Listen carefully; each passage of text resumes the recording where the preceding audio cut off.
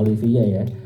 Oke, kalau untuk Bang Denny, boleh di-share nggak ke teman-teman media, motivasi terbesar Bang Denny ngangkat kisah ini dalam akhirnya bentuk film apa Bang?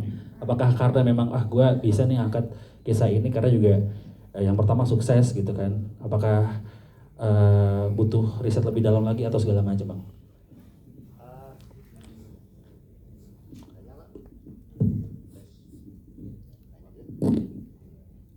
Iya. Ngomong apa gue ya? Motivasi terbesar akhirnya ngangkat kisah ini jadi sebuah film apa Bang? Motivasi terbesar gue untuk ini karena sering cerita sama Islah. Oke. Islah ini kan memang sering banget berhubungan sama teman-teman di Densus ya, terutama menjadi tenaga ahli dia untuk interogasi para teroris ya, untuk membantu Densus untuk bisa memetakan banyak hal di situ. Saya ngelihat itu seperti ada dunia lain di terorisme itu yang beda banget sama dunia kita nih yang warna-warni. Kalau dunia teroris itu dunia bawah tanah ya, istilahnya udah abu-abu gelap kan gitu kan. Saya sering ngobrol sama Islah dan gimana ya kalau kita bikin film Sayap-Sayap Patah lebih intens kan gitu kan. Akhirnya kita sepakat. Nah ini buat bocoran aja nih sama teman-teman nih. Sayap-Sayap Patah sejak awal memang sudah didesain untuk menjadi trilogi. Sejak awal sudah didesain untuk menjadi trilogi dengan siapapun bintangnya sebenarnya. Karena kita fokus kepada ceritanya. Karena cerita tentang terorisme itu menarik banget. Dan di Sayap-Sayap Patah kedua kita bisa menampilkan sisi yang lebih manusiawi daripada teroris.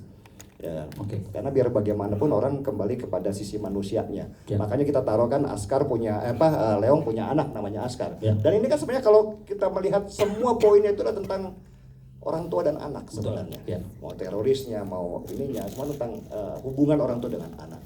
Itu sih. Jadi ya mudah-mudahan bisa menghibur ya buat teman-teman. Ini mungkin Islah bisa cerita sedikit deh. Kak Islah. Prosesnya boleh, proses kreatifnya mungkin juga. Dari obrolannya akhir jadi film kayak gimana Kak Islah? Ya sedikit saja, kebetulan saya banyak punya pengalaman dalam persoalan terorisme, interogasi, menyadarkan, termasuk juga mapping, profiling, semua proses holistik hulu ke hilir saya terlibat.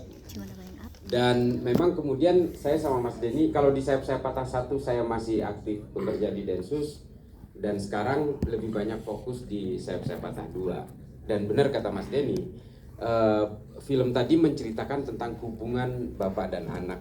Karena kalau teman-teman ketahui ya, kalau mungkin ini harus juga diketahui bahwa terorisme, jaringan teror itu biasanya berbasis genetik dari bapak ke anak. Nah biasanya